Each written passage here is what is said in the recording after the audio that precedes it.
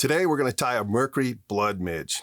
As a tailwater enthusiast, it's very important for us to familiarize ourselves with the life cycle of a midge. In other words, the midge larva, the pupa, and the adult. What midges lack in size, they make up in numbers. Typically, we'll see anywhere between 3 and 5 broods per calendar year, which really punctuates the importance as a fly fisher to imitate the various stages on a non-stop basis. I think sometimes larvae are overlooked as an important food source, but that's a horrible oversight.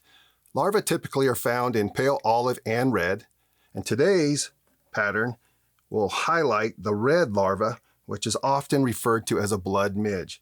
I'm going to begin by taking an extra small mercury bead and sliding it across a Tiemco 200R and placing it into my vise. Typically, your larvae are tied in sizes 18 and 20. Your pupa typically are tied in 22s and 24s, and the adults are usually in that 24 size range as well.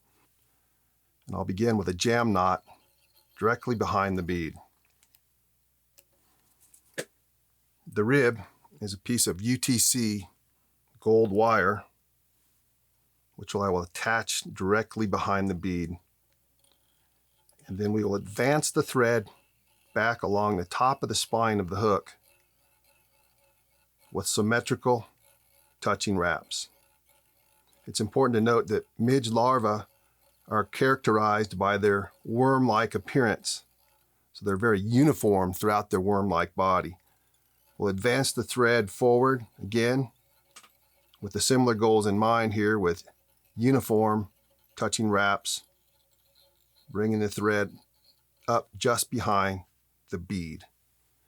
We're going to counter rib the gold wire to produce a slight hint of segmentation.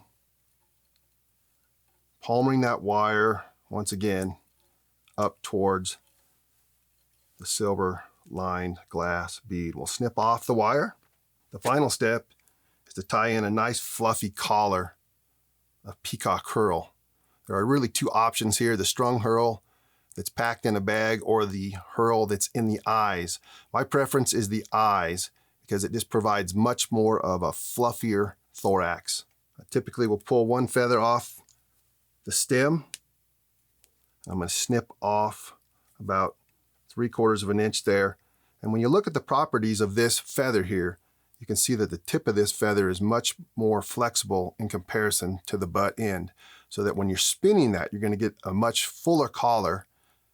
If you use the back side of the feather on the butt with a thicker stem, it has a tendency to mat down those fibers, and you don't get nearly as nice of a thorax. I'm going to tie this in with a couple material locking wraps, and then we'll spin that peacock herl forward, which creates a nice full collar. A couple material locking wraps. The final step is to take a Sharpie and color our thread black, and then we'll whip finish. And snip off the tying thread. And there you have a completed Mercury Blood Midge. I want to thank everybody for watching the Blue Quill Angler fly tying tutorial. If you have any questions or concerns about today's tying session, by all means give us a call at the shop at 303-674-4700 or email me at patd@bluequillangler.com. If you want to purchase any of the materials that we used in today's session, follow the links below or go online to our website at bluequillangler.com. I want to thank you for your continued support. I hope our paths cross again soon, and I look forward to the next tying session.